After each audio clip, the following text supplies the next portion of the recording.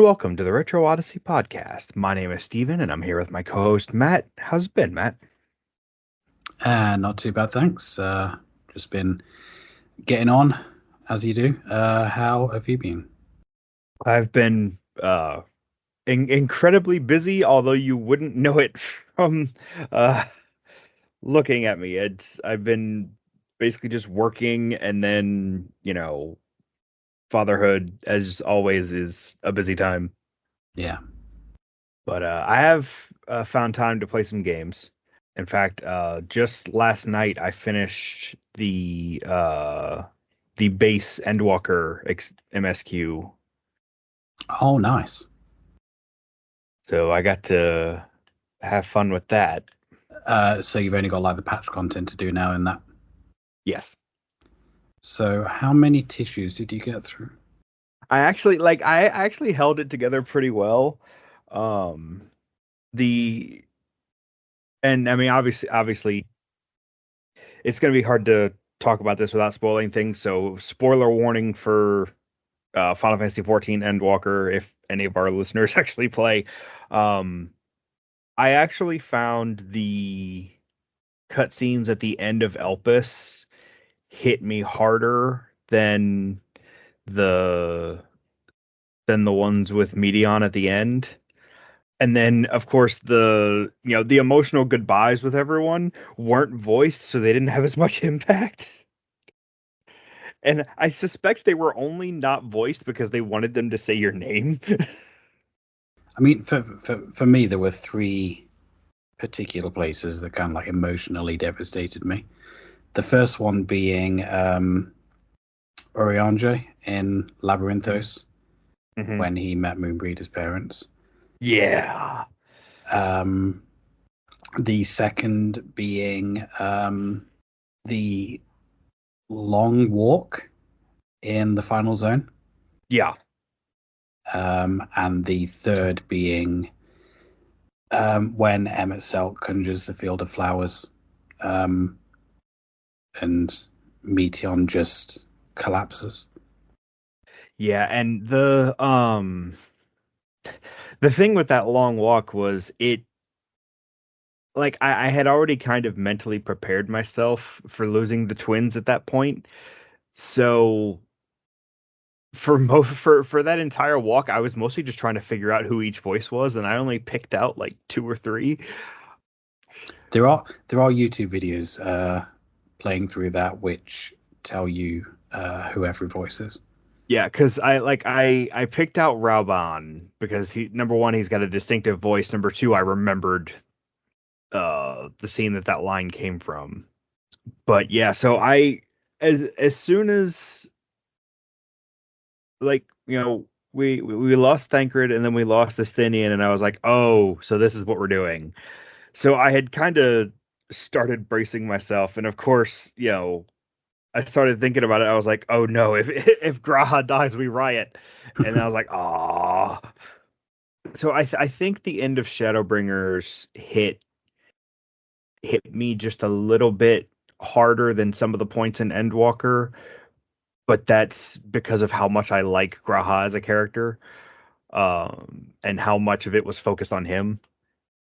But this one definitely had a lot of good moments, um, and I like I like Hythlodaeus basically giving commentary, like epic adventure, moments of levity. It's got it all. Yeah. But like the moment I really liked was towards the end when Emmett Selk and Hythlodaeus are disappearing, and Emmett Selk is like, the encore's finished, and I'll be damned if I'm gonna continue to live by Heidelin's magic. Yeah. But at least we know now why he helped us at the end of Shadowbringers in the Warrior of Light fight. Well, yeah, because it's and I don't know how far ahead they had things planned. I would presume they had they had a rough idea of Endwalker's plot planned out for Shadowbringers, which is why they're you know, more connected than previous expansions were. But yeah, I really enjoyed it. It did suffer a bit from doing it in two big chunks separated by several months, but that was kind of unavoidable. Yeah. Um, but yeah, it was very emotionally impacting. I did like the way they started the credits with showing a particular character's voice actors while that character was on screen. Yeah, did you stay to the end of the credits where like your own character got like Yes. the credit? Yeah. So I suspected there was going to be something like that, and I just because it was getting late, I decided to test it. So I did a skip after all the important scenes in the beginning of the credits. And when you skip credits, it goes right to that scene at the end. Ah, And it was so funny because I don't know if you have any experience with Japan's tokusatsu shows, the Super Sentai and whatnot. no. Um, but the uh at the end of every well, at least with Super Sentai, at the end of every season, you see the Red Ranger of the current season walking past the Red Ranger of the next season, and they like high five or shake hands or whatever. Like they're basically passing the torch on to the next one. And when I saw that scene at the end of the credits, I was like, this is exactly the same thing. Hmm. Yeah, I actually got a friend of mine a displate with like an artist rendition of that particular scene. Hmm. Yeah, no, like it was a great moment, and I like number one, I like that we get to see Emmett Silk's actual face instead of always having him be the Garlean. Mm, But yeah, I thought it was very well done. I was very satisfied with it. And now I get to jump into the fun of some of the post game content.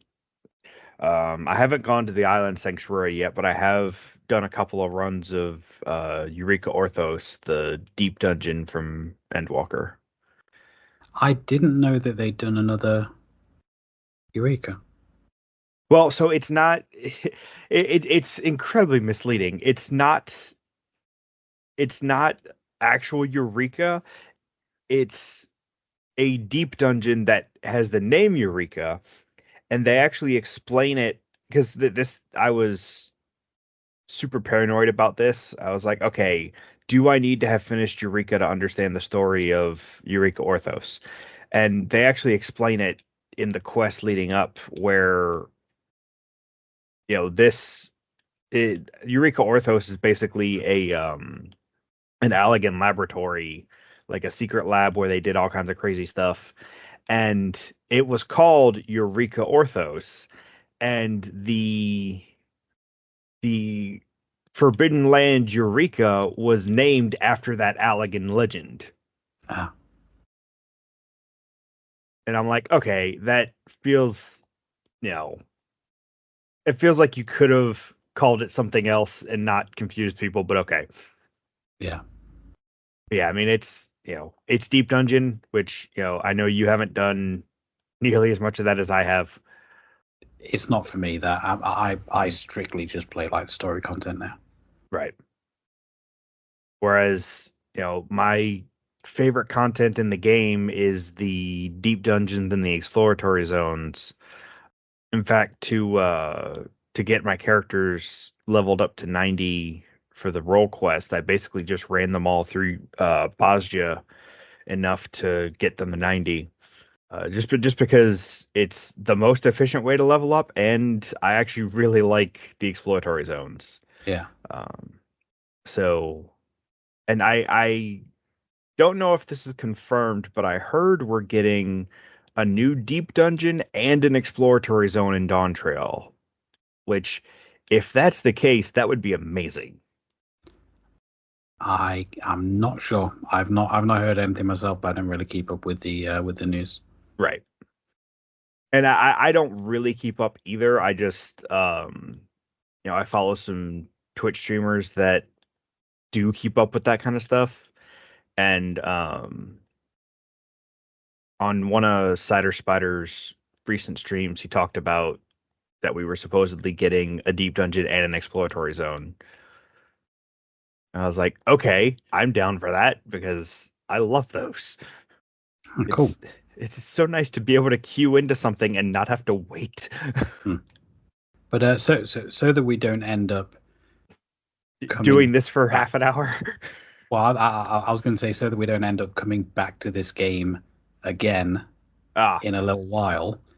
I'll say that I've also been playing Final Fantasy 14. I've been playing Dawn Trail, which is the new expansion. I won't go into any spoilers or anything here, but yeah, I reactivated my sub, went through the MSQ, and I basically just did that and unlocked flight and mount speed in all of the zones. I will say this is the first expansion that does actually allow you to do the entire MSQ solo, which is good. oh nice. Cause I noticed Endwalker let me do a trial with NPCs, but then the last trial I still had to run with actual people.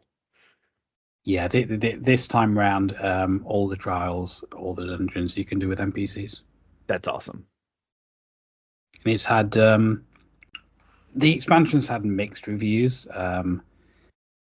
I think it's just a change in the storytelling because for the entirety of the game up to this point, your character has been like the main character, Hmm. and Dawn Trail, like a different character as a main character, and you're just there. So it feels a bit impersonal, kind of. Hmm. But it is setting up like the next few expansions worth of story arcs. So it's going to have kind of like a slower start. So Right. gonna have to see where that goes. Because I mean, Realm Reborn, for all its acclaim and awards, was also considered at the time to be a very slow start. So, or at least was considered at some point to be a slow start. Um, but I know I had heard that it was mixed, but it's one of those things that you're not gonna please everybody all the time. Because I mean, I heard a lot of mixed things about Endwalker, and I'm like, how? Mm. I did like the bit with Emmett Selk basically hinting at all the places that you could go for the next expansions. Yeah, I think we've already done three of those. Okay. So he wasn't lying. Like he definitely listed off some stuff that we have already seen. Hmm. But it's good to know they've got future plans for it, and I will be resubbing for each story patch, Hmm. and then let my sub run out. And yeah, that's just how I'm doing it now. Um, I don't really have time to stick with it constantly when I have another MMO on the go as well. Right. I am going to stick with it as much as I can. Um, I mean, obviously, bills come first, but I'm gonna do my best to keep my sub active just because I've got a lot of stuff I want to do in the game. Because I mean, like I've got my main character that I need to get through the rest of the MSQ that I haven't done yet, and then I've got my alts with various purposes, like the solo challenge and my alt that I'm planning on doing everything with. So I've got a lot of content to get through. Oh yeah, definitely. including eventually getting into Savages at some point, which I'm not looking forward to. I mean, I've never done it. Yeah, and it's something that if I hadn't gotten the bug to try everything, I would have just skipped entirely. But like looking at some of the stuff, I kind of want to at least attempt everything. Um, Especially because of how cool some of the ultimates uh I've seen, like how interesting they can be. Um, I but mean, the that's the the ultimates are kind of a different beast because you can outlevel the savages. right. You can't Um, outlevel the ultimates, you can't outlevel the ultimates; it will cap you. but So that's it's something that you will need a full group for, whereas a lot of the right. earlier savages can be soloed. hmm Something that's definitely down the line, but something I am gonna have to come to grips with at some point if I want to do everything.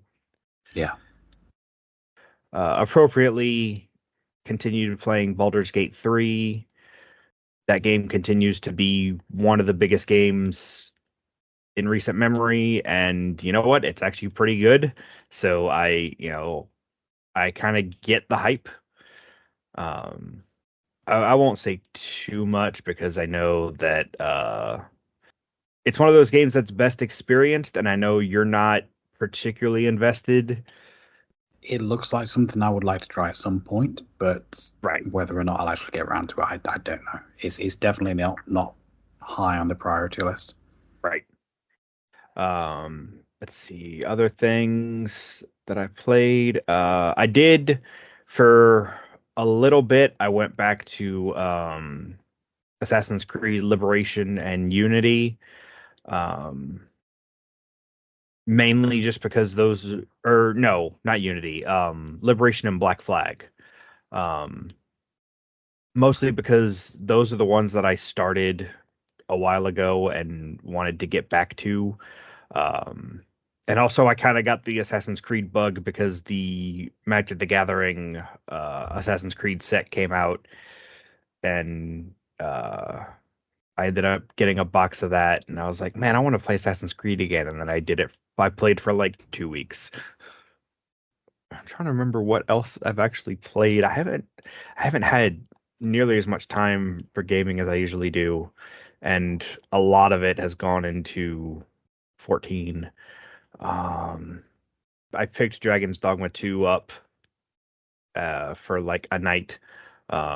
Just going back to that just a little bit to work on some stuff.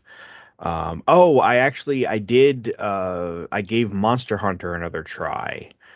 And because Monster Hunter Rise is now on Game Pass and PS Plus, I was able to try that one without having to spend money.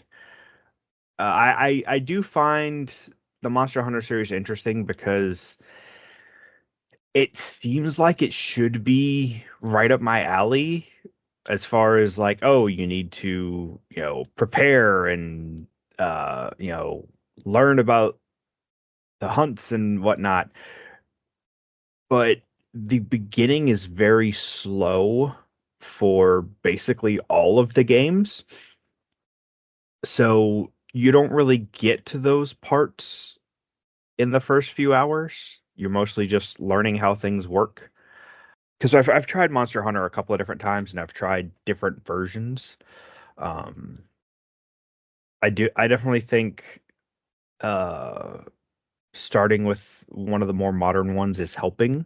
Because I've probably gotten further in Rise than I did in any of the other games. Um, but it's definitely an interesting series. It is definitely a very niche kind of thing where much well, I would say much like MMOs, but there are people that are uh indifferently maintaining subs. But either you love it or it's just not for you. Um, so I'm waiting to see where I fall on that. Um, Yeah, from everything I've seen of the games, it's one of those ones that's just not for me. yeah, and from what I've heard, it's something that I should enjoy, but I have to get far enough into the games to actually see those parts of it. And, that can be a challenge sometimes. Um, but we'll see. I mean, I have physical copies of Monster Hunter 3 Ultimate on the Wii U and uh 4 Ultimate for 3DS. So I had already planned on trying this series at some point. I just never really dug into it. But being able to try the newest one, I was like, all right, let me at least try it. Um, the jury is still out. I will report back if more conclusive findings come to light. But I think that's the only things of significance that I've played. So, how are things in Guild Wars 2? Well, Guild Wars 2 has just released a new expansion called Janthea Wilds. Yeah, how Um, was that? I enjoyed it. It is short story wise because what they're doing at the moment is rather than one huge expansion, Mhm.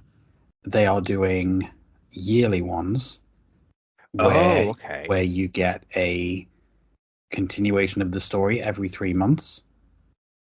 So, like the last expansion came out a year ago, and then Hmm. they've had like one, two, three, four story patches to that, um, or one, two, three story patches to that rather, and then new expansion came out. So in 3 months we're going to get a continuation of the story, then another 3 months, then another 3 months, and then 3 months after that we'll get the next expansion.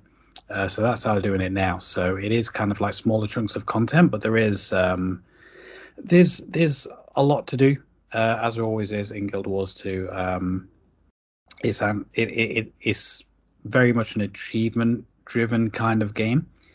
Um, the achievement hunting is kind of like a major part of the gameplay, and it kind of like unlocks a lot of other stuff, which unlocks a lot of other stuff, and that's kind of like the main thrust of the game, really. Hmm. And so I've finished the story, and I'm now working on achievements and collections and stuff like that.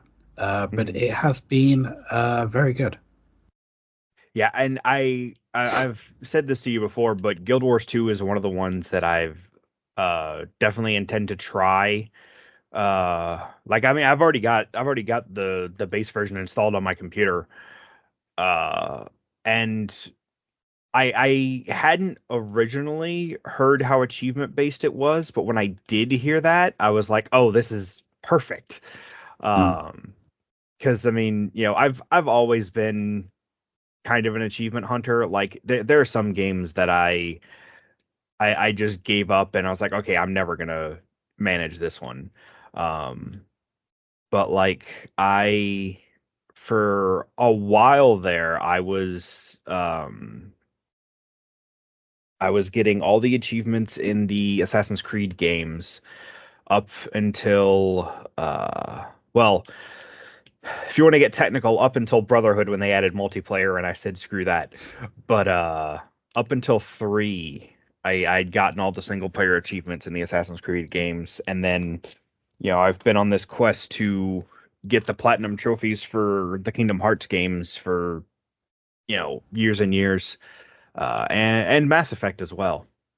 I enjoy seeking out achievements, and I especially like when there's a variety of stuff that you can do for achievements because you play some games like like shooters, Call of Duty, Halo. There's some interesting achievements that you can get, but most of it is just, do X amount of this content, do X amount of this content, get so many kills or whatever. Um, I think one of the like Halo will have some more specific ones. There's one in Halo Reach that's like, survive lethal falling damage by doing a melee attack on an elite at the bottom of the fall. And I'm like, okay, that's very specific, but I like it, and I guess this is one of the reasons I should have gotten into MMO sooner. I like having a variety of stuff to be able to work on. So 14 having, you know, dozens upon dozens of achievements to do, um, it gives me a lot of options, and I like that. And from what I've heard, Guild Wars 2 is similar, where there's just a ton of achievements and a ton of stuff to work on. Yeah, it's kind of it does have like the same kind of achievements as other games where you kill a boss or do stuff in a certain way will like give you an achievement for it and like some achievement points. And your The your, your story achievements, usually. Yeah, yeah, but the most interesting achievements really are ones where you can like talk to someone, for example, and it will unlock a new collection where you have to kind of like go through these steps. You've got to go over here, talk to this person. You've got to go over here and get an item from a boss or a chest or something. And Hmm. you have kind of like story points throughout those. So it does tell stories through the achievements, which I haven't seen other games do. And there's kind of like a hell of a lot of that in the game. And like the grand prize that you get at the end of like one achievement might be one of five things that you need for another achievement. Hmm. And everything kind of like ties in together. And it is really really deep, and it is one of the main reasons that keep people playing. Yeah, I mean, and that all that does is make me want to try it more. So if things go poorly and I have to drop my 14 sub, I may drop into that. Um, because like the more you talk, the more I'm like, I need to play this game. Mm. And yeah, like some of the best story content is behind achievements as well.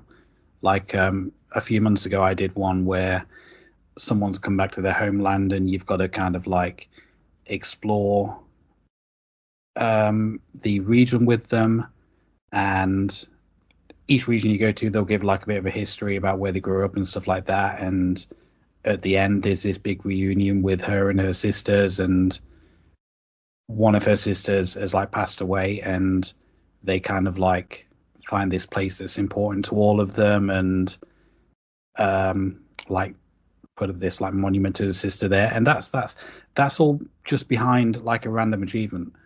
Um, and yeah, stuff like that is some of the best like story content in the game.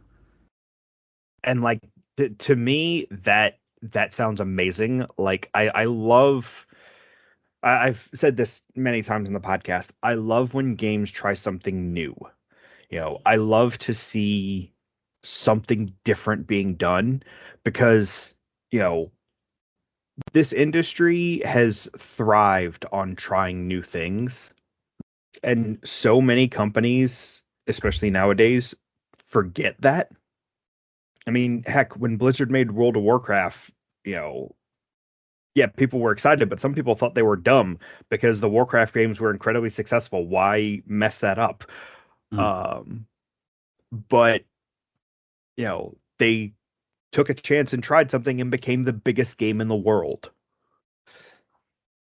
So like, I love to see games experiment, especially experiment with different ways to tell stories because you can always find, new ways to fiddle with combat. You can always find uh, you know, different mechanical things to do, but you know, for there's so many games that it's just here's the campaign, here's everything else.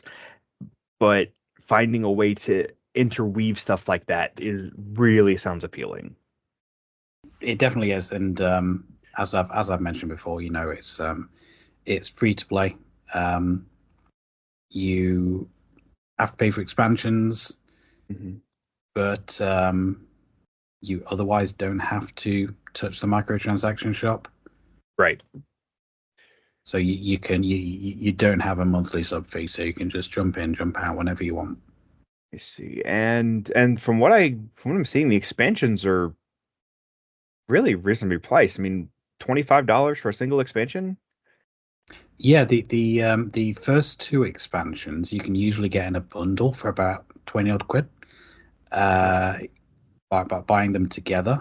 Is that Heart of Thorns and Path of Fire? It is, yes. Okay, yeah. So I'm seeing that $30 uh 30 US dollars on Steam as an expansion starter pack. And then I see End of Dragons and Secrets of the Obscure. But anyway, um that's our MMO corner for the day. Yeah, there are a few other things I've been playing. I'm just going to rattle through these quickly. Hmm. I'm playing a bit of Alan Wake Remastered. It's a Hmm. game that I've been wanting to play for a long time, and I got it on PS Plus a while back, and just decided to jump into it. I've put about 4 hours, maybe 4 or 5 hours into that, and I am enjoying it. Hmm. Um, I've not played it for like the past few weeks, but I'll get back to it. I'll like slowly keep chipping at that. Um, Another one that I picked up, a friend of mine was just on me constantly saying like, play this game, it's really good. Is Warhammer 40,000 Balkan, which is a first-person shooter where you play as a space marine. It's like retro styled.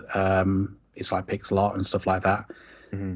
But it is really, really solid. It's a lot of fun, and it really captures the feel of you walking around in like a massive suit of armor. Like it's not a slow game, but you do feel like a big, bulky, like heavily armored soldier. Right. It uh has good conveyance in that regard.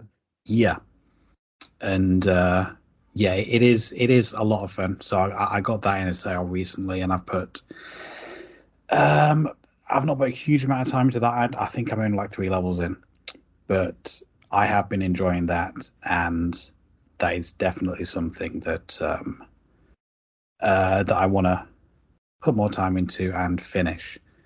Hmm. Um, and that's pretty much everything I've been playing. Just those two and Guild Wars 2 and Final Fantasy 14. Um, Hmm.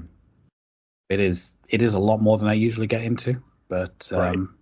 yeah, there is a new Vampire Survivors update. I've played a little bit of it, but not much.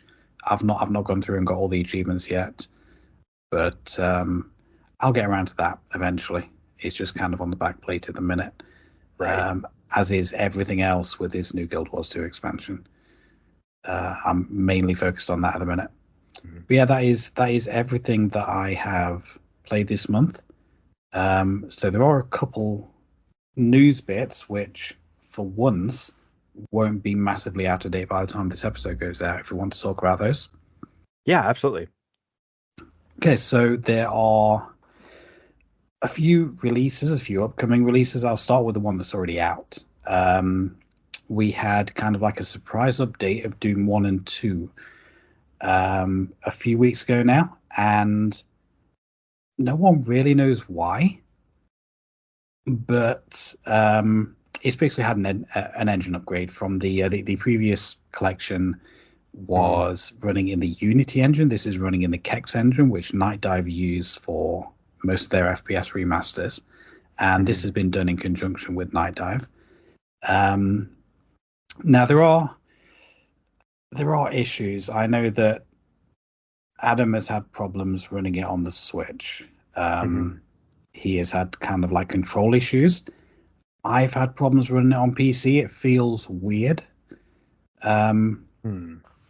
I think it might be down to it's one of those things where if you're not super familiar with how it played before, then you're probably not going to notice too much wrong with it and get on with it better. but because I've been playing Doom for like 30 years, and I know exactly how it feels, exactly how Yeah, it's supposed to feel. your muscle memory is just slightly off. Yeah, going into this, the run is a little bit faster, the movement is a little bit weird, um, and it is kind of like really throwing me off. But like all of that aside, a lot of people are really enjoying this because basically it does come with a lot of stuff. You get Doom 1, Doom 2, Master Levels, Doom 2, you've got Final Doom, Hmm. you've got Sigil, No Rest for the Living, which is excellent. Hmm. Sigil, not so much. And you have a new episode called Legacy of Rust, which people have worked out how to play through GZ Doom. So that's good because that's how I prefer to play Doom rather than this new engine. Hmm. Um, so yeah, I have like been playing through a little bit of that, and it has been like I said, mixed reviews on that one, but it is uh, quite like a major new update that I felt we should talk about. Well, and I mean it's Doom, so there's only uh no matter what they do, there's only so far they can stray from the original game. Um, Oh, I that don't know. Some of the total conversions are wildly different. well, but that's all like uh fan content, right? Yes. Yeah. So what I'm saying is like officially, if they're putting out an official version of Doom, there's only so far they can deviate. An engine change feels like probably one of the furthest extremities they can go. Yeah, it's weird that they've done that. Um, I know that the I last want to one say worked it. fine. I want to say it seems suspicious, but you never know with the games industry. Um, but yeah, so that's very interesting. The bit that I've famously most of my Doom experiences on this podcast. Um, but the part of it that I am a little bit perturbed by is the fact that the old versions are no longer being sold. Um, because I'm never a fan of when companies do that because that reeks of shenanigans. Yes. Obviously, that's not really a problem that affects PC players, but Right. console players definitely. If you preferred the older version, then that's going to be an issue for you. Yeah. And I just don't like when companies take content away. Um, I mean, heck, the um, Wizards of the Coast is in a whole bunch of trouble for some of their D&D shenanigans, which we can talk about another time. But since we were talking about Magic earlier, they released a Lord of the Rings uh, set. I want to say it was like last year, and because the licensing is about to run out on that, all of the Lord of the Rings cards are going to be banned in every format. And I'm like, what was even the point? Yeah, because they're doing a lot of licensed stuff, so surely that's going to come up a lot. Like they've done Doctor Who, they've done Warhammer. Um, Fallout.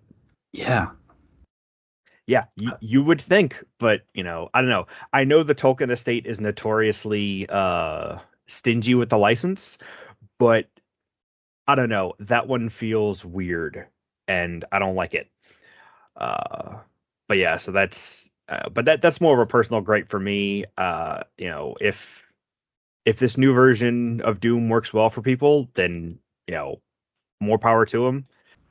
there are a couple other releases that, like one of which I know you're definitely interested in. I'm also definitely interested in is the Castlevania Dominus collection, Yes. which is going to have four games. This is the DS games collection.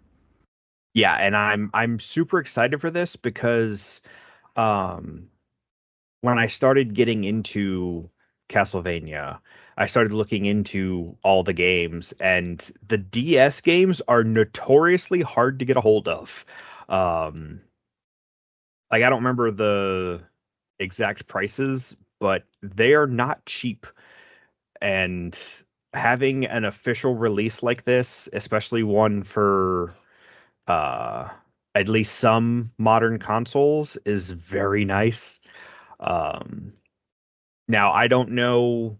I haven't played them yet, so I don't know if there's anything about the games that like makes the two screen setup crucial. But I mean I would hope that in porting this collection they figure out how to iron those out if it's an issue. Oh, they have. There are a number of different screen options you can have Okay. because the game does actually still play in 4:3. Hmm. And you have the other stuff from the other screens on the side, Okay. but you can customize that. Um, so that's kind of like how they've done it in all the screenshots that I'm looking at. You have the map on the top right, but it does appear as though that can actually be changed. Um, and you can kind of like customize your own layout there. Well, that sounds good. So you do actually have all of the stuff that would have been on the second screen, and it looks like you can forego that as well and just have the game playing in widescreen Hmm. um, if you want. Seems to be like quite a lot of options there, so that's pretty good. I'm always shocked at how well they seem to have done with these Castlevania collections because I mean for so long Konami was notorious for not like caring about video games, but they've really done a good job with these Castlevania collections. I mean, there's only once you combine the three collections, there's only a few games that aren't uh easily accessible with modern consoles. Um, There are four collections, including this one. right, four because of the one with Symphony of the Night and Rondo of Blood. Yes. Um, My one major grab about this though is kind of like the I have those three other collections. mhm, You have the Castlevania Anniversary collection. You have the Advanced collection. You have the mhm, one with Symphony of Night and Rondo of Blood, and I have them all on PS4. This one isn't coming out on PS4. It is PS5 only as far as PlayStation goes. mhm. So that's annoying. Yeah, and that's annoying, but I'm not really surprised because, why would we put something out on a console nobody plays anymore? Because, heaven forfend, some of us are behind on modern consoles. Yeah, like I don't have a PS5. Yeah, I neither can't do I. afford one, and I don't really want to be playing this on PC. I'd rather have it on my TV. Yeah, Or I mean, I do. The other option is I do have a DS multi-cart, yeah, which these will more than likely be on, so I could actually play on DS. But no, I would have liked to have kept it all on that one system, but it right, doesn't appear. But if I get a PS5, the PS4 collections will be compatible with that, right, so I will still have them together. But it's just annoying for now while I don't currently have a PS5 right. that I won't be able to kind of like get this in the same place as the others. Yeah, and I know I have the anniversary collection on Switch. I don't think I've actually picked up the the Advanced collection yet, but I have the Symphony of the Night and Rondo of Blood on PS4, and if I remember correctly, that may be the only system that one was released on. I mean, I also have a Steam Deck and, access to uh various methods to play all the games in their original format if I really wanted to. Um, I mean, heck, I could even take these DS games and put them on the Wii U. And I mean, I also have like Symphony of the Night as a PS1 classic downloaded Hmm. on my PS3. Yeah. So I do like have access to the original as well. Yeah, I have, let's see. I have the Xbox Arcade version of Symphony of the Night, but that one is basically the PlayStation version. Like it doesn't have any of the extra content from other versions. Um, and I have the PSP version digitally, I think, which that does add some things in. Um, and I then would I have thought that the PSP version was just the PS1 version. no, because the PS3 version was, or the PSP version was the Dracula X Chronicles, because it's another one where there's like two games. Ah, that's what it is. So Castlevania the Dracula X Chronicles is a remake of Rondo of Blood with 2.5D graphics. And it was the first time Rondo Blood was released outside of Japan. And then it has the original Rondo of Blood on it and a remastered version of Symphony of the Night. And I think this version of Symphony is, I think this has the closest version to the Saturn version, which had a lot of exclusive content. At the end of the day, it's good to hear about another Castlevania collection because those have traditionally been pretty good. Yeah, they So look from the gameplay in the trailers, they look solid. yeah, and from what I've heard, just from the community in general, well, from the internet community in general, I'm not in any Castlevania specific communities, but I've heard a lot of good things about the DS games, um, and at least until Bloodstained came out, the DS games had become kind of the pinnacle of the Symphony of the Night style Castlevania games. So I'm very excited to have those games easily accessible because, like I said, they can be difficult to get a hold of, but from what I understand, they are very, very good games. Yeah, I'm looking forward to taking a look. But we do have a few more things that were announced, which we'll probably rattle through these quickly. We Hmm. have a second volume of Capcom Fighting Collection. I don't have a Let's see. game list up at the moment, but it does include Capcom vs SNK 2 Right.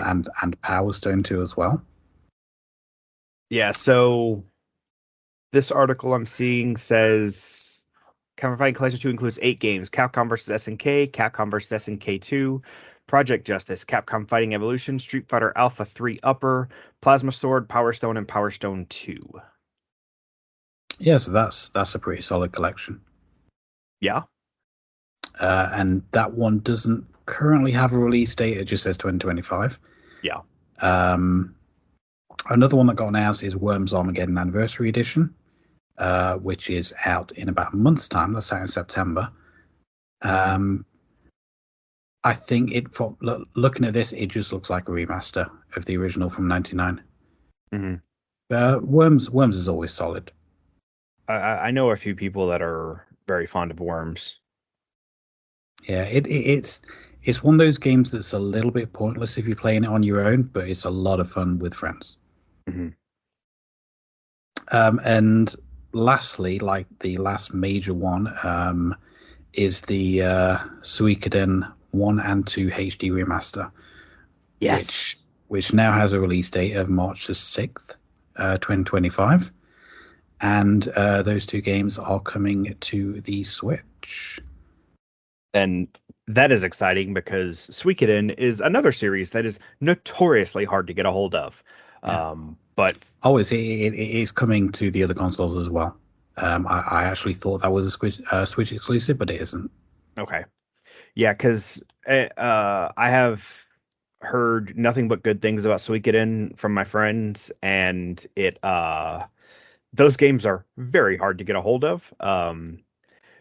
Ba Basically, the only reason I even have any of them is because they were available digitally from uh the PlayStation Store.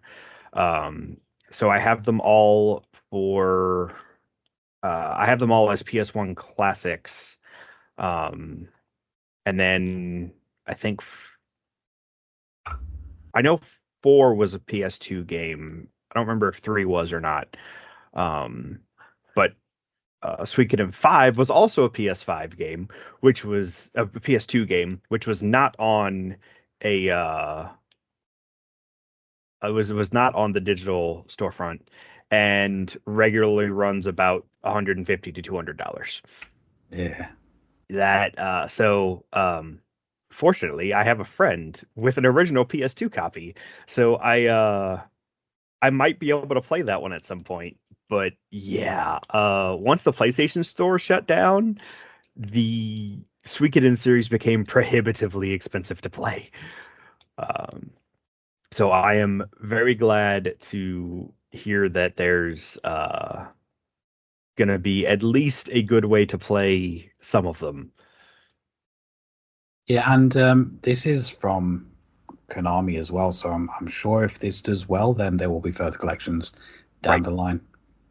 And as we've already pointed out, shocking as it is, Konami seems to do well with these collections. Yeah. Their collections are usually bigger, but I can understand with games of this size, them only having Oh two on yeah, there. Suikoden is huge. Like, But this is one that I might pick up as well. yeah, I definitely think that's so. I haven't played them yet, but everything I've heard says that they're right up our alley. Um, the main hesitation that I've got is the biggest thing with the Suikoden series is you've got I think 108 characters, and Yeah. I my biggest concern is how am I going to balance that many characters? But I'm sure the game finds a way. Yeah, and annoyingly, or well, not so much annoyingly, it just makes me more annoyed for the Castlevania collection. This one's actually coming out on PS4. Mm. Okay, so that is weird and annoying then. Yeah. Like if you're gonna put one out on PS4, put the other one out. That Anyway, let's not go down that rabbit hole again. I've already yeah. complained about that. That is all the news that we have, unless you have something. I don't think I have anything. There's hasn't been that much going on. I mean, heck, until a few days ago, we wouldn't have even had what we had. But yeah, I think we're pretty much good on that front. So we'll go ahead and take a quick break and then come back with our topic for the episode. Okay. Welcome to the D&D world. Dungeons and Dragons.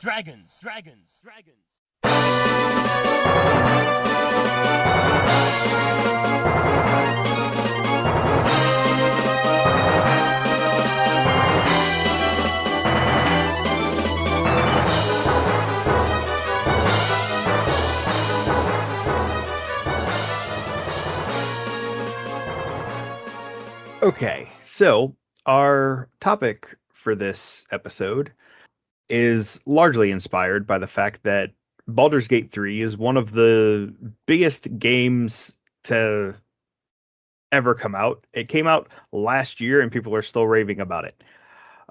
So to that end, we decided to talk about Dungeons and Dragons video games. Now, famously, Dungeons and Dragons is most known for the tabletop RPG created back in the 70s, but 70s, yeah. it's actually had several video game adaptations. I mean, all the way back to I want to say the mid 80s. And so, some of them have been more notable than others. I mean, obviously, there's things like Dungeons and Dragons Online, but there's also been Neverwinter Nights, which was very prominent. Baldur's Gate, obviously. There's a Neverwinter MMO as well. Yeah, Neverwinter the MMO, which I don't think is directly connected to Neverwinter Nights, but it is, in the same setting. Yeah. And then there's things like the Dark Alliance series, which is a pseudo extension of Baldur's Gate.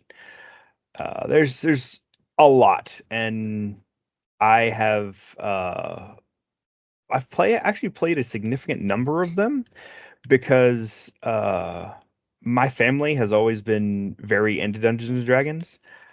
I was actually introduced to the game at the age of 10. Um, my siblings were introduced even younger. So I have been playing Dungeons and Dragons for a solid 20 years at this point, almost 25. So I am very familiar with the subject material, but I going into this, I was very curious to hear if you have any experience with Dungeons and Dragons. Not the tabletop game. I mean, obviously, massive cultural phenomenon. I know what it Mhm, is. I know how it plays, stuff like that. Um, Something that I've never played myself. One of the things that really interests me is how media gets demonized. Like I'm fascinated by like the whole video nasties panic we had in the 80s and stuff like that. mhm. And before we had the video nasties panic, we had the Dungeons and Dragons came up as part of like the Satanic Panic, Yes. and I'm quite well versed on the history of that because it's something that I'm like really interested in, and so I know a lot about that kind of side of it. But in terms of like the actual Dungeons and Dragons media, it was the cartoon growing up, Hmm. which I watched, and not much else to be honest, apart from like the odd video game I have played. I've played both of the MMOs. Hmm. Um, it is something that I've always wanted to do, like the tabletop version, but it's just something that has never really happened. But yeah, I know a lot about it. I just have not partaken in it. I did watch the very good film from last year, though. Hmm. Yeah, and I actually haven't seen the recent film, but know, what's funny is I didn't have as much knowledge of the Satanic Panic aspect of it. Um, Largely because even though my parents were teenagers in the 80s, their parents didn't buy into any of that. Like their parents weren't opposed to Dungeons and Dragons because they understood what it actually was, or didn't care, but that's a different story. So like I growing up, I didn't know there were any negative connotations to the game. It was only ever presented to me in a positive light. And finding out how vilified it was uh kind of shocking when I learned about it. Um, but it was very much a thing for a long time. But like I said, because my family is so into it, we've tried a lot of the video games. I'm particularly fond of Dungeons and Dragons Heroes for the original Xbox, which is basically Champions of Norath, if you've played that, or Baldur's Gate Dark Alliance, that style of game, the Diablo-like dungeon crawler. Um, No, I've not played those. yeah, the Dark Alliance games are good, but uh they definitely show their age when compared to games that came out later. Um, I would still say that the Champions of Norath games are better just because it's the same team that developed Baldur's Gate Dark Alliance, but they had about, 6 more years of development experience under their belts. Uh, so it doesn't really surprise me that much that those games feel better to play. But no, they Dungeons and Dragons video games, like I said, have a long history, and it's a very mixed history because there have been some that are, extraordinarily well loved. One of which we'll talk about later, and There's obviously, like I mentioned, Baldur's Gate, the original games made by BioWare, which were just outstanding. I have played a little bit of the original Baldur's Gate. There was also some very good ones made by Black Isle Studios. And then, like we mentioned, Neverwinter Nights was a huge game, also originally made by BioWare and then taken up by other companies. Um, in fact, Neverwinter Nights 2 was almost entirely developed by Obsidian Entertainment. Um, so yeah, there's so much variety, and we're gonna talk about three games just to kind of highlight that variance in the types of games. So the first one we're gonna talk about is Dungeons and Dragons Tower of Doom. This was an arcade game that was released in 1994 and created by Capcom, which is I mean, I guess not surprising for, the time period and being in arcades. But this was your basic hack and slash four-player beat 'em up. Um, if you ever spent any amount of time in arcades, you've played, half a dozen games just like it. But this one has Dungeons and Dragons on it. So And it's a bit more involved as well. yeah, it does have a little bit more going for it. They pull a few things from the setting that kind of spice it up a little bit. So I played. I actually didn't play this in arcades because I think by the time I was getting into arcades, this had already been cycled out. So the version I played was there was a release for Wii U, PS3, and 360 and PC called Dungeons and Dragons Chronicles of Mystara, which featured Dungeons and Dragons Tower of Doom and Dungeons and Dragons Shadow over Mystara. Um, so that's the version that I played. So I had, modern controller, um, not a whole lot of issues there since it was an official release. But from what you were telling me, you did have some issues getting a hold of this game and actually getting to play it. Yeah, I had quite a lot of issues. Looking at the Wikipedia page for it now, I didn't realize it had been released for Saturn. I would have downloaded that version and just played that because that would be easy to find.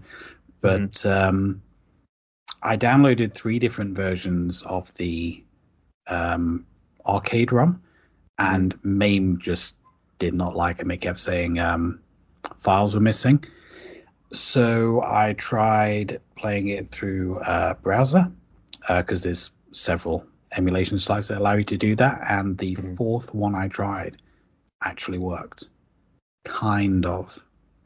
I had an issue where I had controller plugged in, 360 controller, and all 4 characters, because 4-player game, they were all mapped to the exact same buttons on 360. I couldn't just play one character.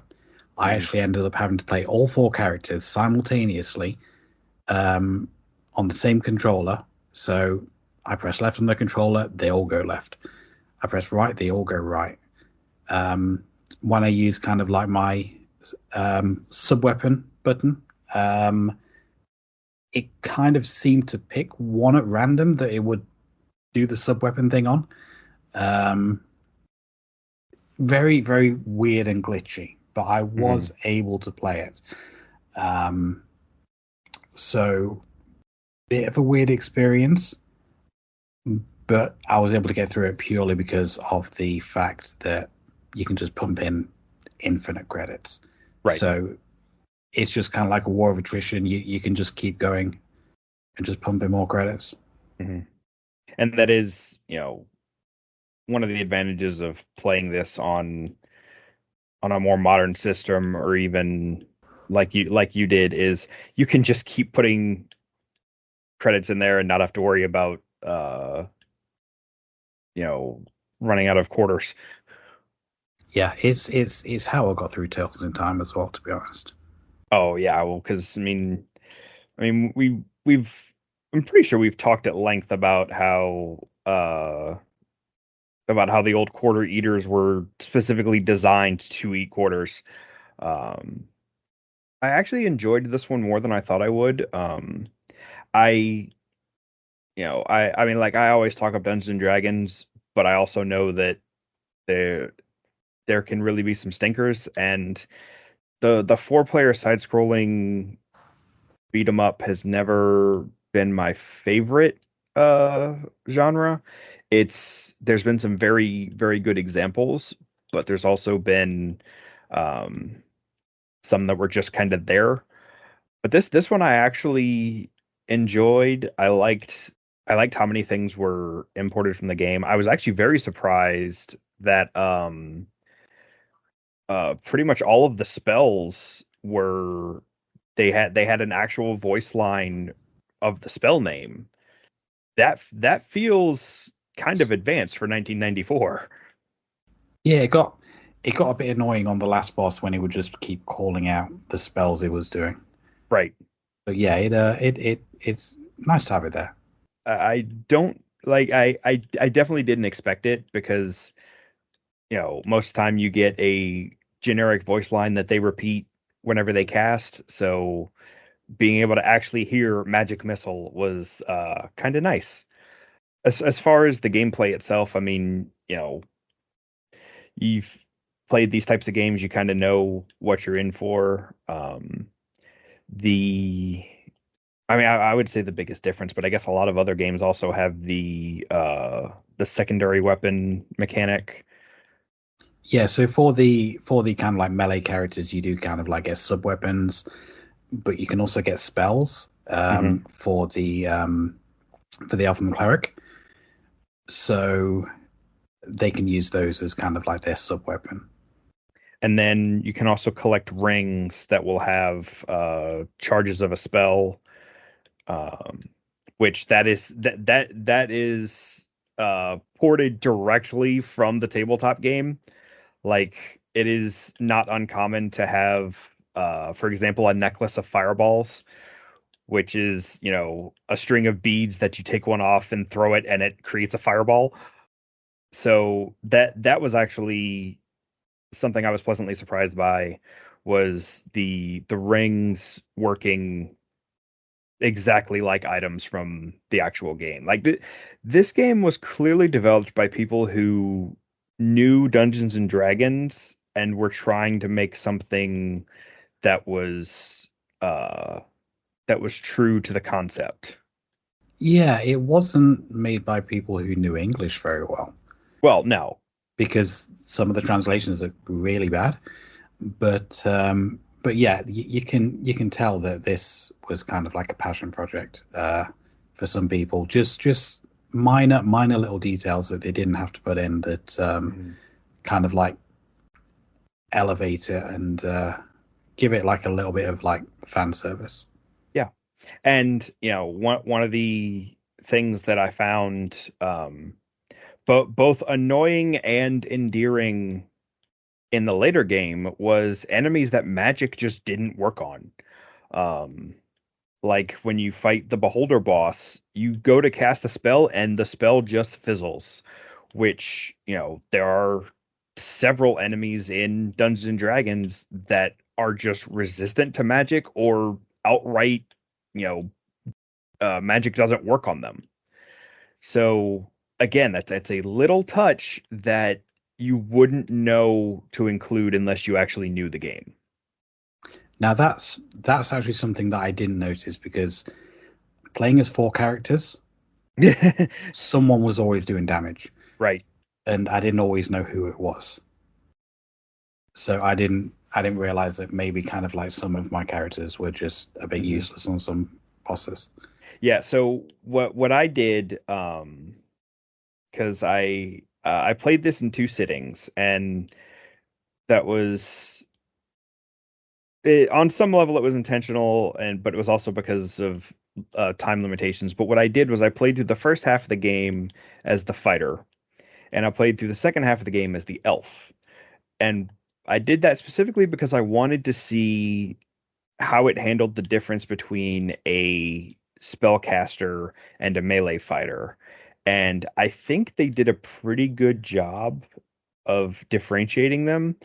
I mean, obviously, everyone's going to have a melee attack, which, yeah, that may not be as true to the original source material, but it's a video game. You gotta cut them some slack on that.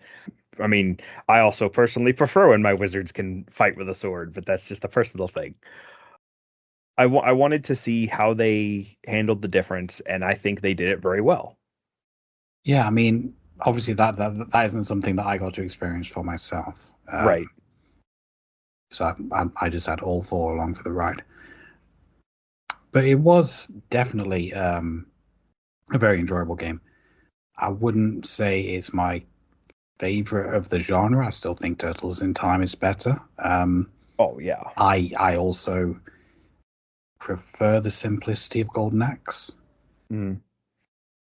but for something that is a bit different, a bit more involved, there's definitely an audience for this there.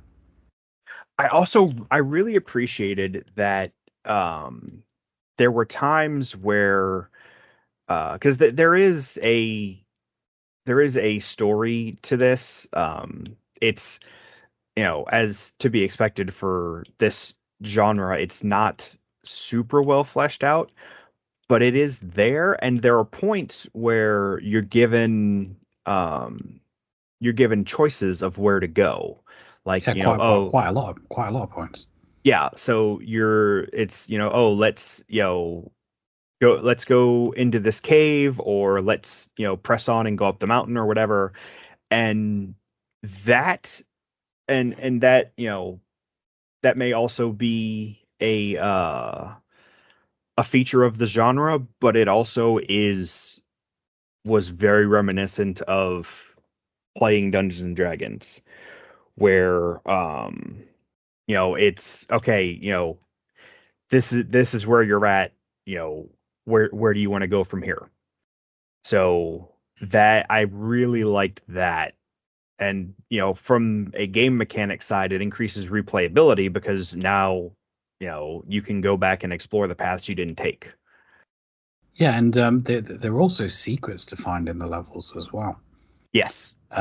Like I think I found the first one by accident just because trying to move all four of my characters to the right, one of them got caught on a bit of scenery and started pushing this boulder out of the way.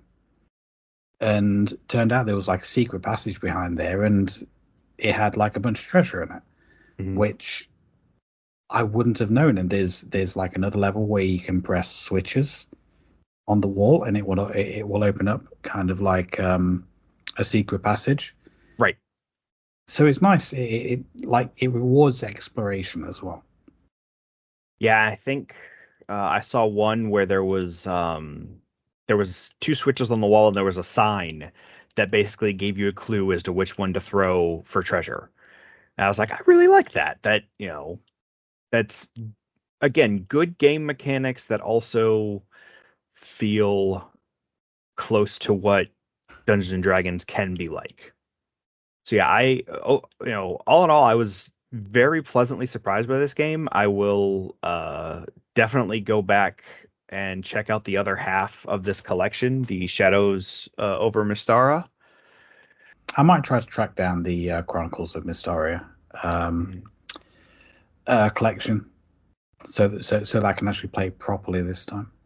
Yeah, I would recommend people pick up the 360 collection because it was super easy to play, and worked on the Xbox Series consoles, but the 360 shop is closed, so you can't get that version anymore.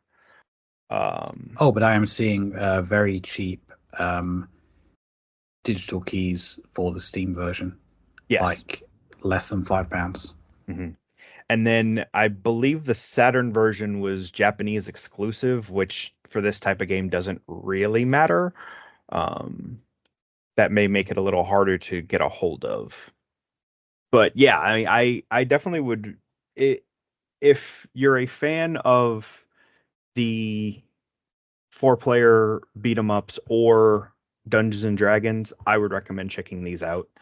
Um, this one played very well. I can only presume that the other one, which is also made by Capcom and made 2 years later, I can only presume that one also is a good time. But yeah, I think that's about all we had to say on that one. It's definitely, definitely an easy recommendation, and there are ways to get a hold of it. Yeah, definitely certain ways that I know about now, which I wish I knew a month ago. Hmm.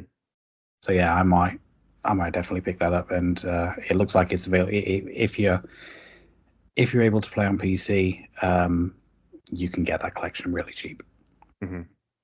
Just seen a listing for the Saturn collection in a rather nice box for £265 Yikes! on eBay. So that one's not as affordable. The Steam version has a demo available for download. Oh, So that is, you know what? I would say if this sounds like something you might want to check out, try the demo on Steam. yeah, definitely. And and unless you live in Japan, you're probably not getting the Saturn version Mm. for a reasonable price. Yeah. So shall we move on from this really good game and talk about one that's not quite as good? Yeah, let's take a brief break and move on to the next game.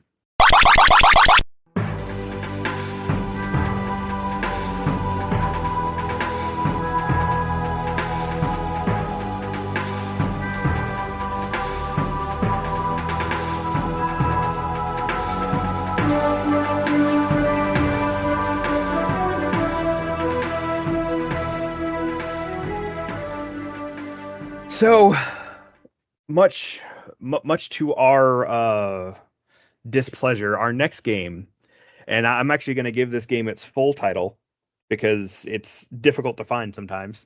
Advanced Dungeons and Dragons: Iron and Blood Warriors of Ravenloft.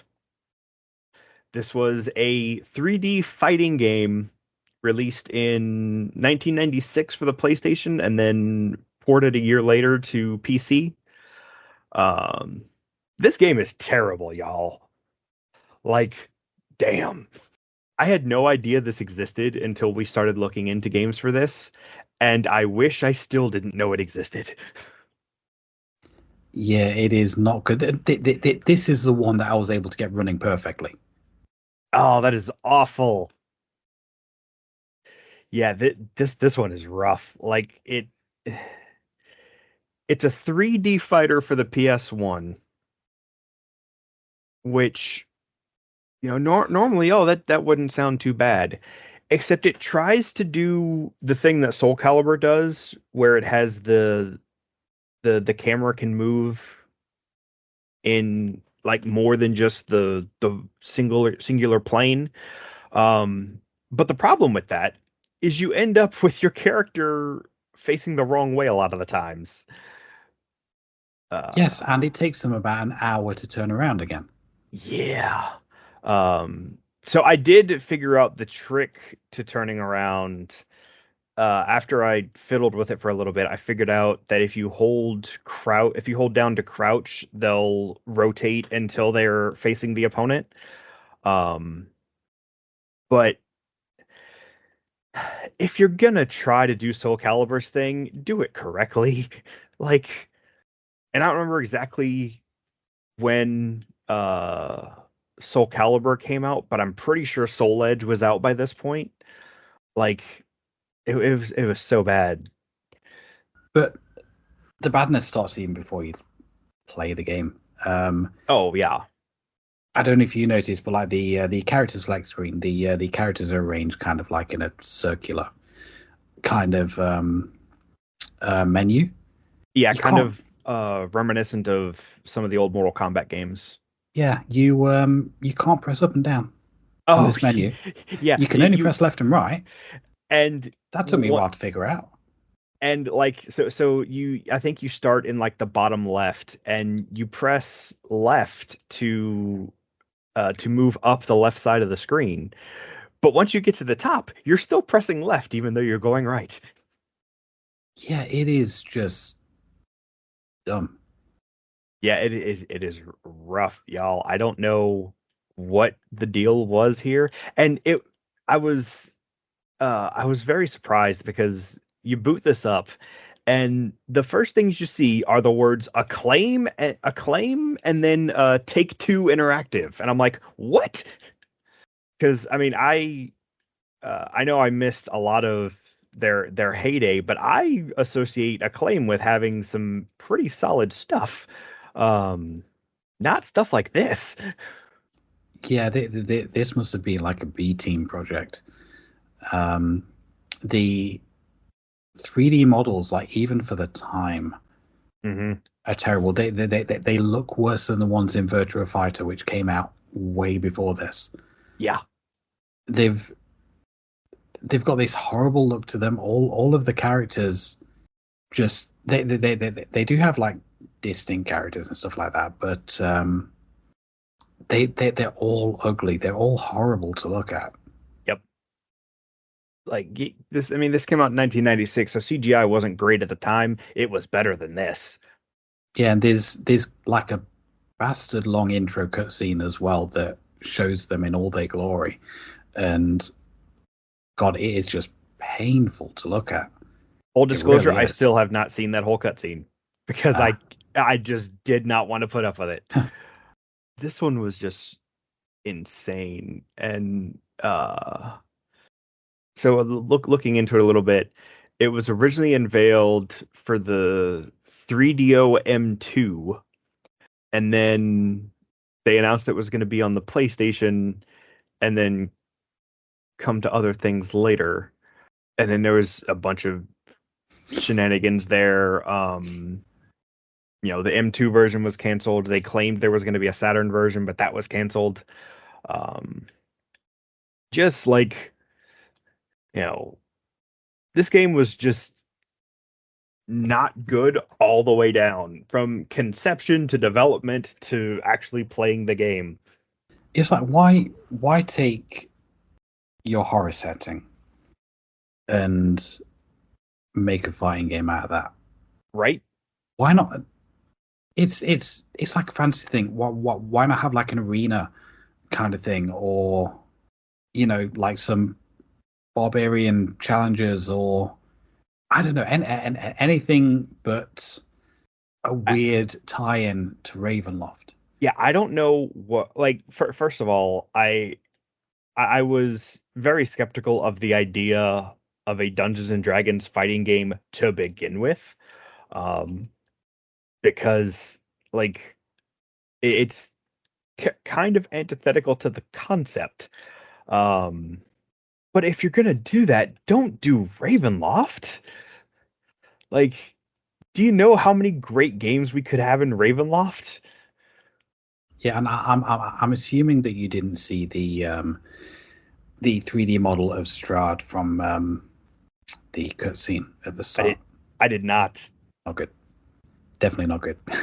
Yeah, like that probably would have made me even more mad because I mean, like, and I've said before, I've only recently gotten into horror, but Ravenloft as a setting was always one of the coolest settings in D&D, and like I cannot fathom using Ravenloft as the setting for a fighting game. Like, Yeah, and I mean, like, Curse of Strahd is one of the most popular D&D campaigns of all time, yeah, and just do that story. Make an RPG. Do that story. Why yeah, this? it's I don't get it. It just, you know, like there are some settings where a fighting game concept might have worked, but it's a bit of a stretch. Like this feels like somebody was trying to check a box and they just dropped the ball entirely. It's the weird thing. Obviously, they were kind of like trying to jump on a trend, but they made some fundamental changes, which were kind of like universal in fighting games at this point, Mm-hmm. and they make the game worse. Like in the gameplay, like you play any fighting game, you would think, oh, you're going to have health bars at the top. Not here. You You have have torches. Yeah, you have two torches at the side of the screen, and they go down based on health. It's not accurate. Um, you can't tell exactly how much health you have. You just have like roughly half health left. You have roughly like a third health left. Yeah. You can't really go more like detailed than that because there isn't a bar or anything for you to And look at. there will come a time when one of the two torches is empty and that fighter is still standing. Another thing that I kind of noticed while playing, which bugged me a hell of a lot, touching the edge of the arena knocks you back and hurts you, puts you down. Mm-hmm.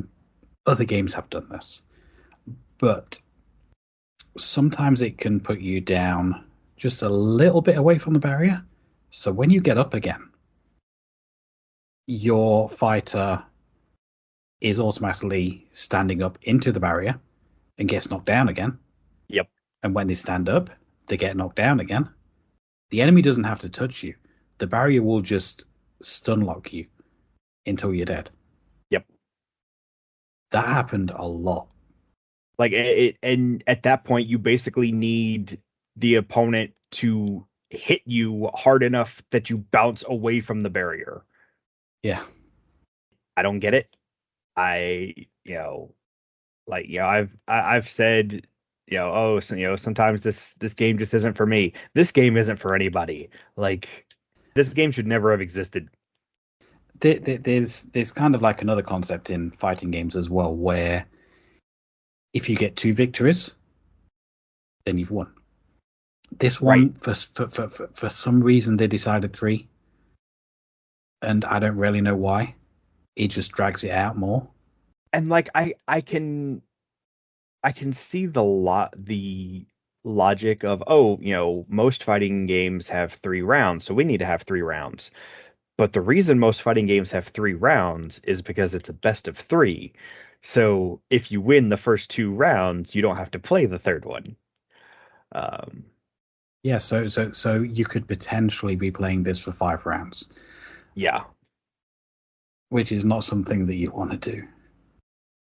and I wouldn't want to play it for 1 round. It's just, like I was originally planning to dig a little deeper into this than I did. I was going to try out some of the other characters and you know see if there was any kind of interesting variation, but nah, this is just abysmal. I quit this during my 4th match. I just didn't want to play anymore. Mhm. Yeah, because it's not fun. No. Like, it's not fun. It's not an interesting idea. It doesn't. I mean, it tries some things new, but it really shouldn't have. Dang. And again, the biggest insult is to do this to Ravenloft because you know we could have gotten a CRPG in this setting instead of this. I'm just looking at how much it goes for. If I wanted to buy it, Oh, it's too much, I assure you. I was expecting it to be one of those games that are like so bad and sold so well, so little that it goes for like hundreds. But no, I'm looking at box complete. I can get one for £15. That's way too much. I mean, and even the D&D name can't bump the price up on this thing. Weirdly, the D&D name isn't on the box.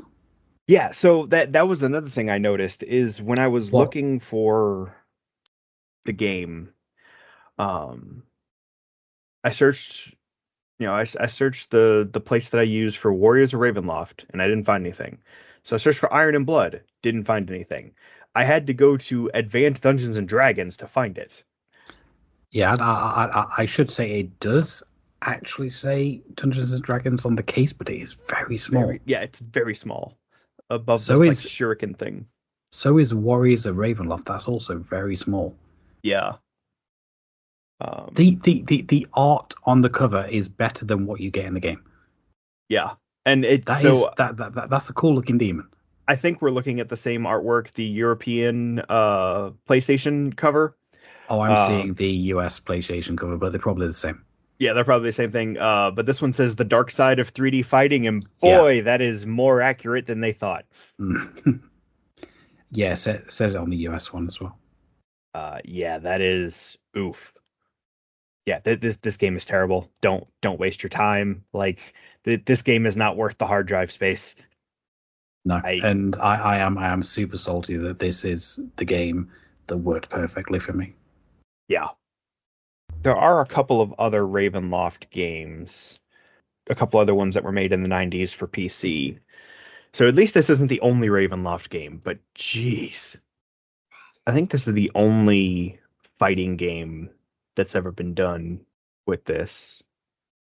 Because the standard move and what 90% of D&D games did was make it an RPG because it's already an RPG, you Mm. know. And there's been some successful hack and slash games. There's even a successful board game um, that my wife is actually quite fond of. Um, but a fighting game doesn't make any sense for this. I mean, even there's some, turn-based strategy or real-time strategy. Like even those make more sense than a fighting game. If you're going to put the Dungeons and Dragons name on something, don't half-ass it to this degree. This is just like there are no redeeming qualities to this. Like the only saving grace of this is that I didn't pay money for it. I will not apologize for piracy when this is the game. Yeah, I just downloaded this, and I'm gonna undownload it as soon as we're Yeah, done with this. like I am removing this from my Steam Deck because I can do so much more with that space. Yeah. I'm sick of talking about this one, so let's move on to our next game, which is much better, uh, Yes. Let's and do that. we will get into that. Okay.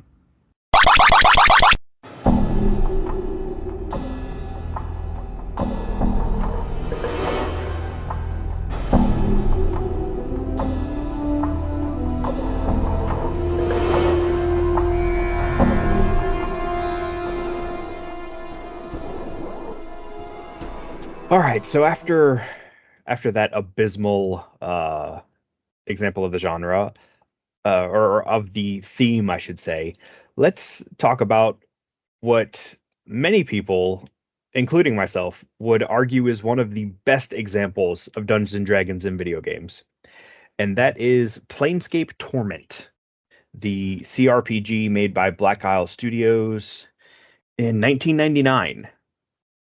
This would have been in development before third edition came out, but it would have come out after third edition launched. As such, it uses the advanced Dungeons and Dragons second edition rule set. I love this game. I was already familiar with Planescape as a setting, just from various sources from the D&D community. Planescape is one of my favorite settings, and I really hope I can use it in one of my games one day. But this game is fantastic. You know, I was told it was great. I expected it to be great, and it was.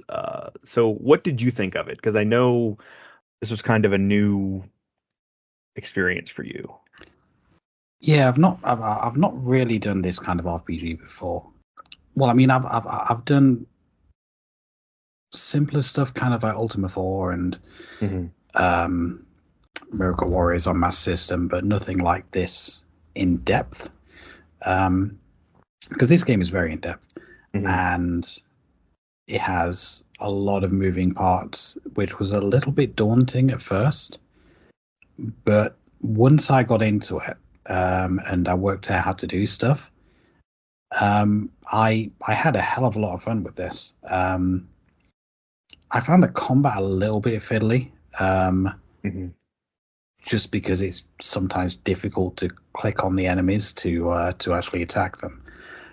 But once I kind of like turned on an option to pause the game when enemies are sighted, which gave Hmm. me the opportunity to click on them and like choose my targets and stuff like that. Hmm. But I was impressed that like everything is voice acted pretty much. There's a lot of chatting going on, and definitely has an intriguing story to it. Hmm. I did end up soft locking myself, which I'll get to later on, but like from what I played, and I played about 5 hours of it. There's definitely a lot there. It is very very deep. There's a lot of content there, even in kind of like the opening couple of sections, Hmm. and you can just play your character how you want. It does really feel like you are creating a character and like making your own choices, despite there being kind of like an overarching plot. Hmm.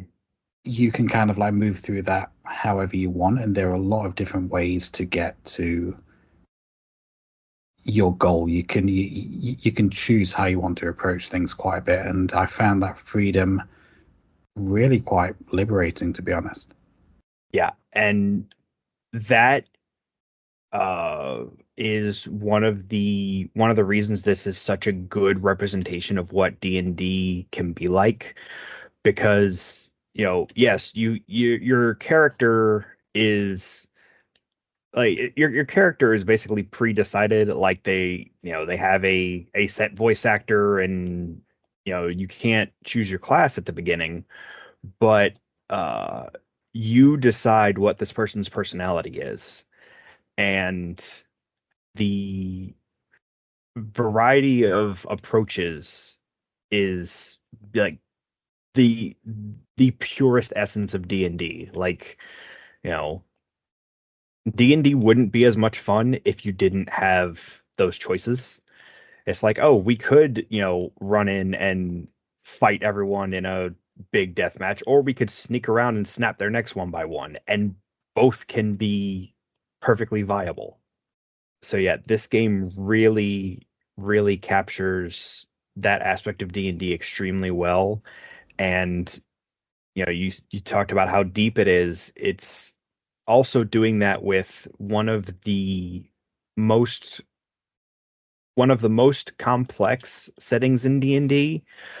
But again, like you said, once you kind of get in there, you kind of get a feel for how things operate.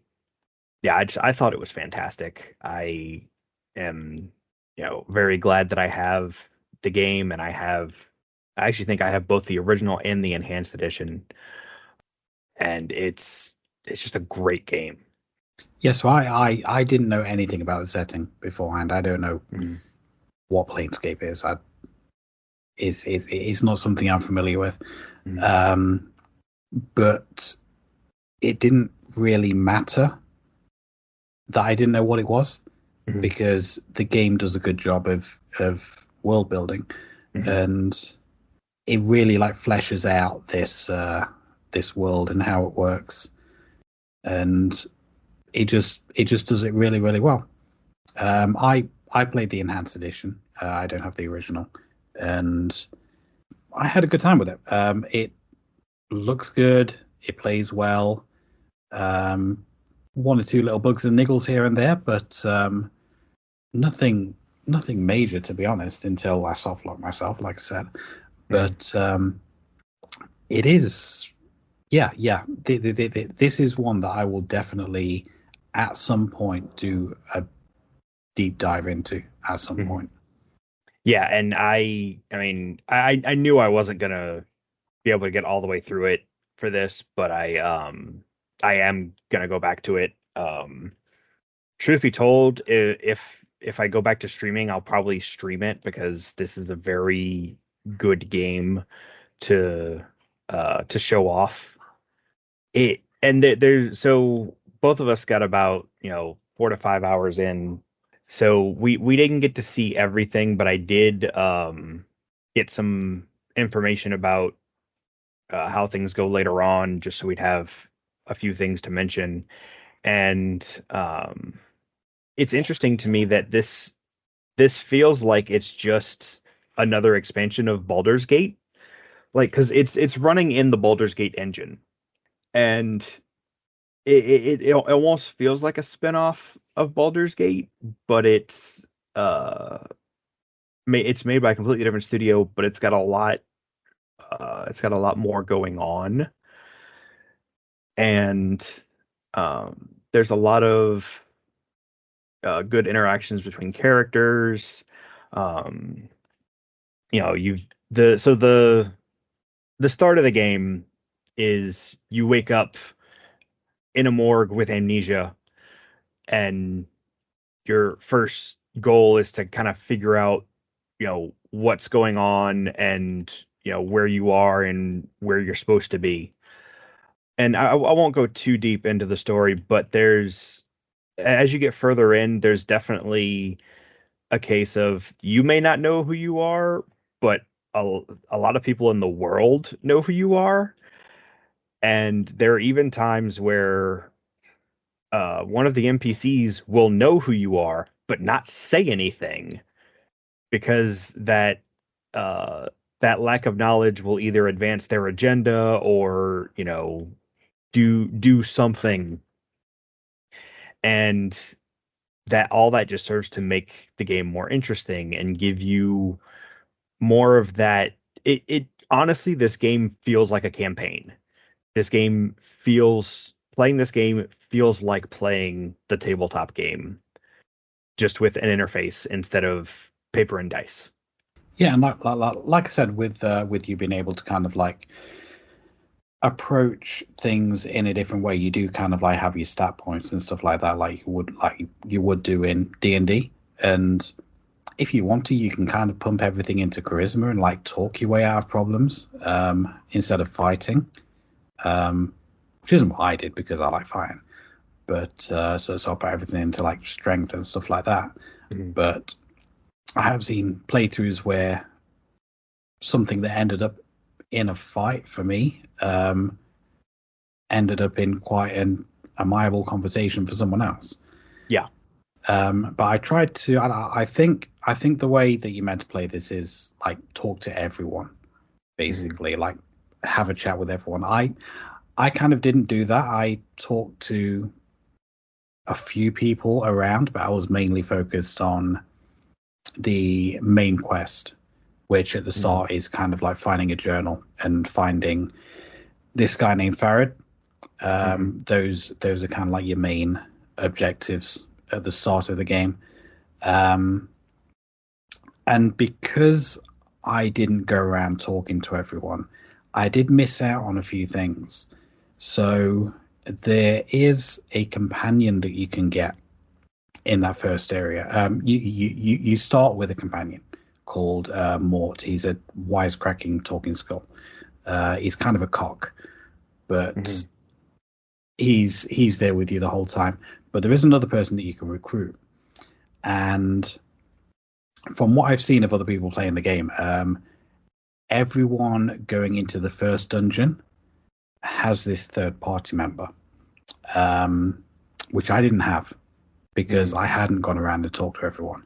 So I kind of ran into an issue where basically, if you die in that first area, you'll get taken back to the mortuary Mhm.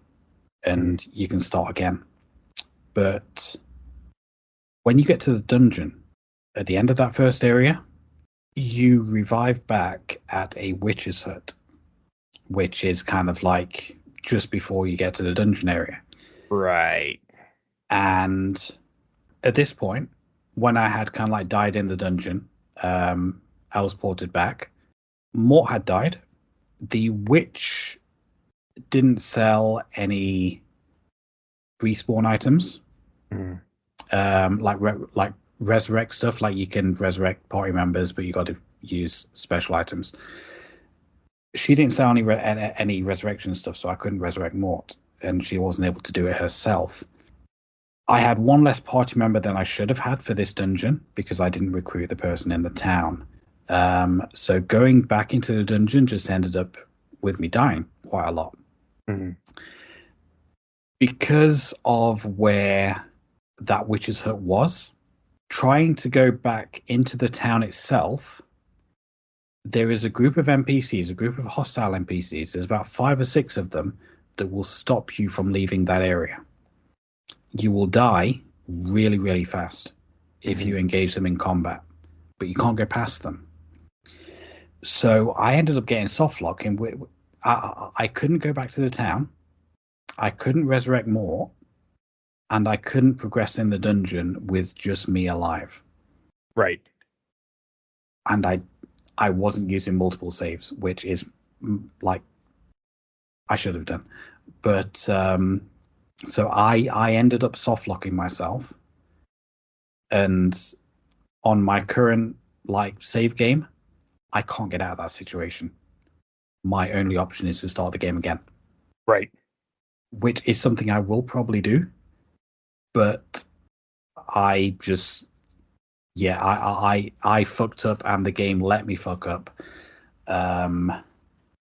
And kind of like put me in that situation, and that annoyed me a bit. I wish there was if the game let me go back to the mortuary, I could fix these issues. Mm-hmm. But it won't at that point. It updates your respawn point to that witch's hut, which is unfortunate. Yeah, and on the one hand, that that ability to just miss things is it's very reminiscent of the game itself. It's, okay, nobody wants to talk to the, mysterious stranger in the corner. Okay, I guess we're just not doing that quest. Um, but you can kind of get yourself into unfortunate situations, and it's especially in a video game setting. But yeah, I did know that there were missable companions in this one that um, you could just completely miss certain people if you didn't talk to them or didn't do the right thing. Um, so yeah, that is really a bummer. At least now you know. Yeah, so I will try and talk to everyone next time around. But one of the things that kind of made it annoying to talk to everyone is you will often get attacked by bandits in this Yes. town, and they're not particularly difficult to kill.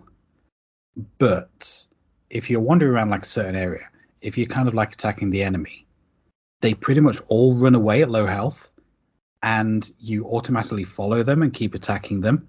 So you end up halfway across the map, chasing down this guy who's like run away because he's like one hit away from death. And then you've got to run all the way back to where you were.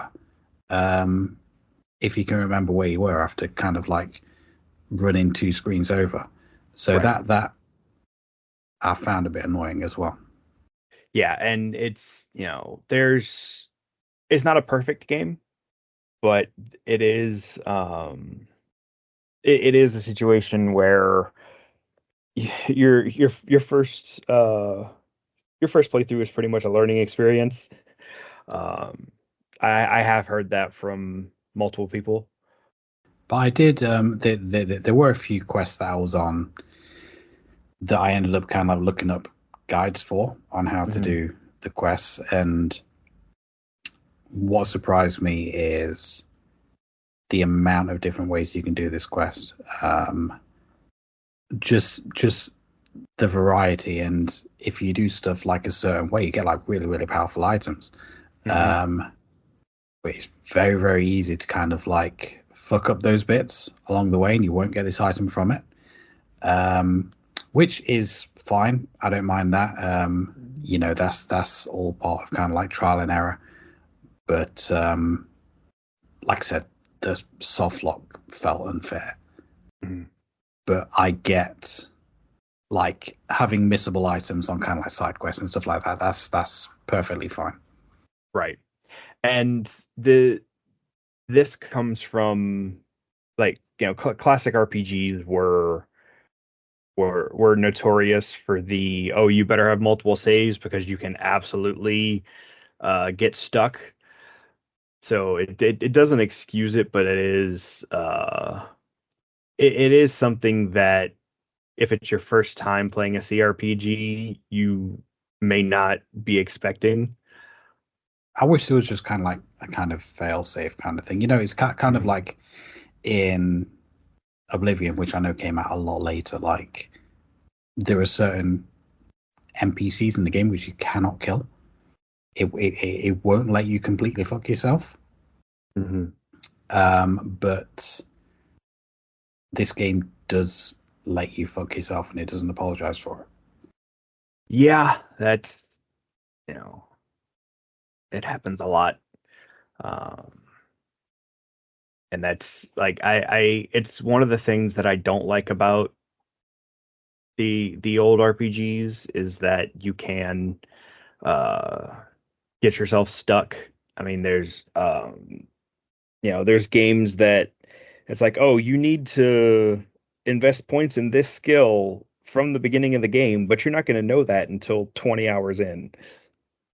Yeah, there's some adventure games like that as well, where if you don't do a certain thing with a certain item in the first hour of the game, then 10 hours later you are screwed.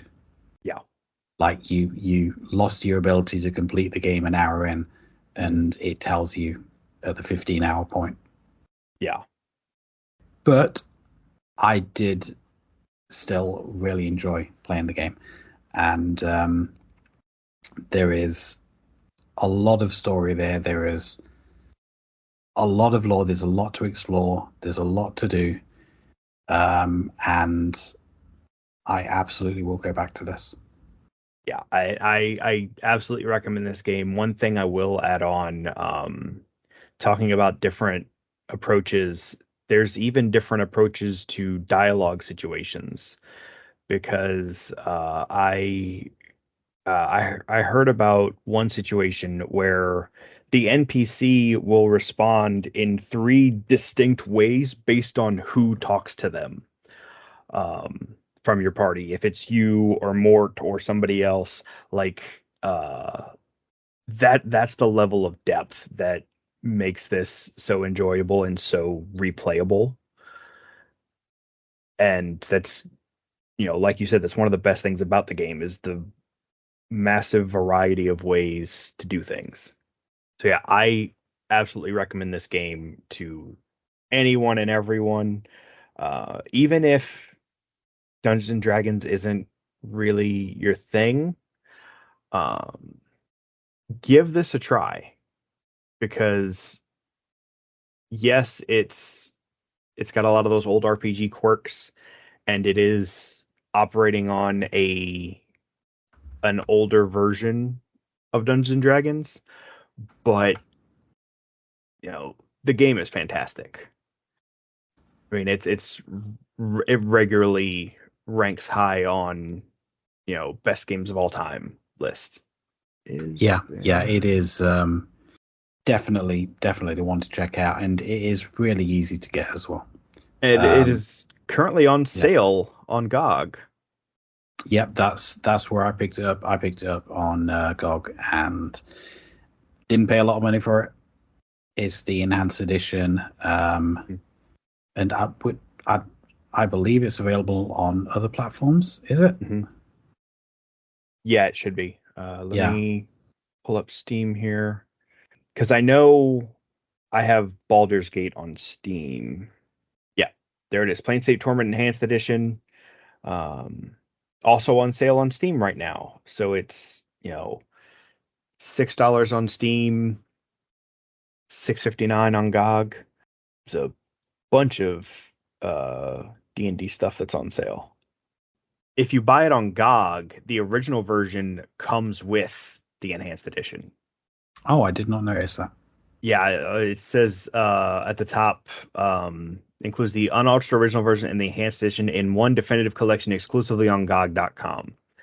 So basically, you know, for example, right now you pay an extra 50 cents, you get the original game as well as the enhanced edition.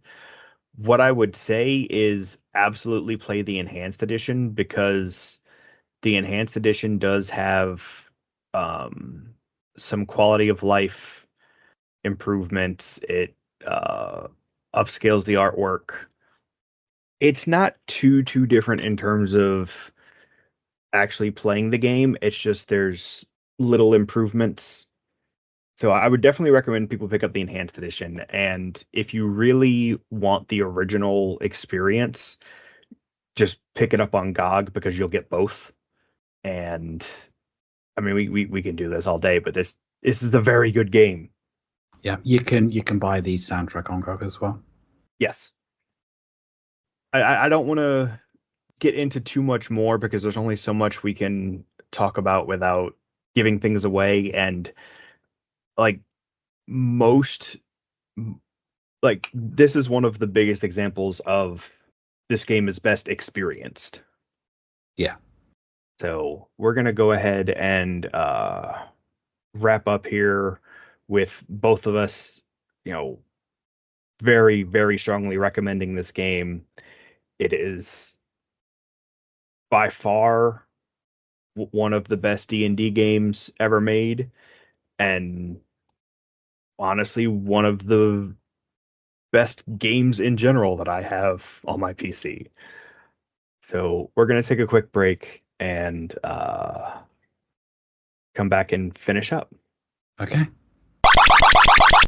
All right, so that is our Dungeons and Dragons episode. This was a particularly interesting one for me, as I've stated the my long history with the game, um, and subsequently my history with the video games made this one uh, a very good one to get an outsider's perspective on because I mean most of my real life friends all play D&D or some form of tabletop RPG.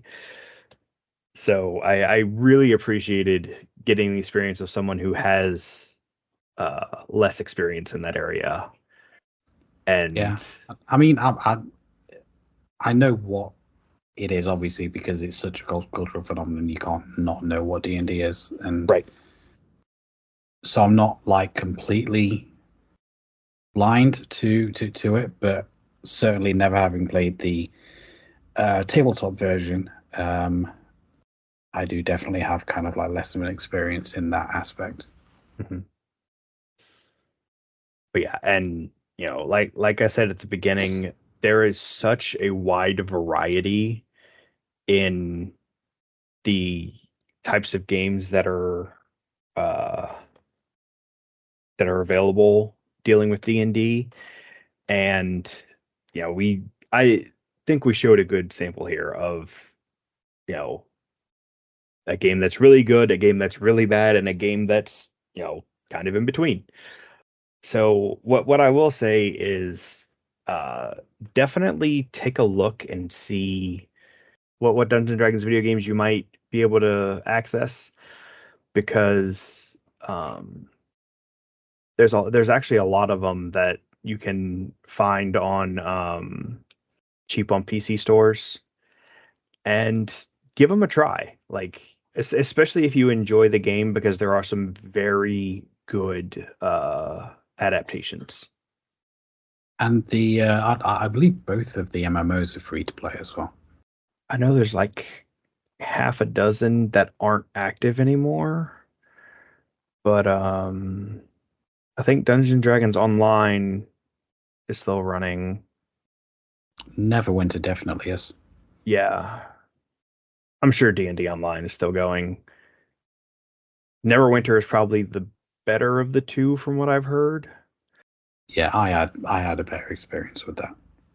but I also haven't played them because, up until recently I wasn't that into MMOs.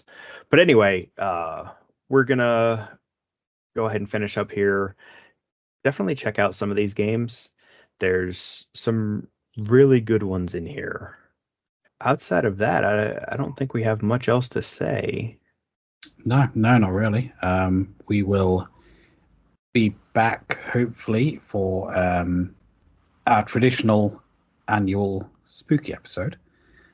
Yeah, For Halloween. Not entirely sure what the theme is going to be, but it will be very spooky. yeah, we'll get that figured out and we will return. But until then, we'll just say goodbye. Goodbye.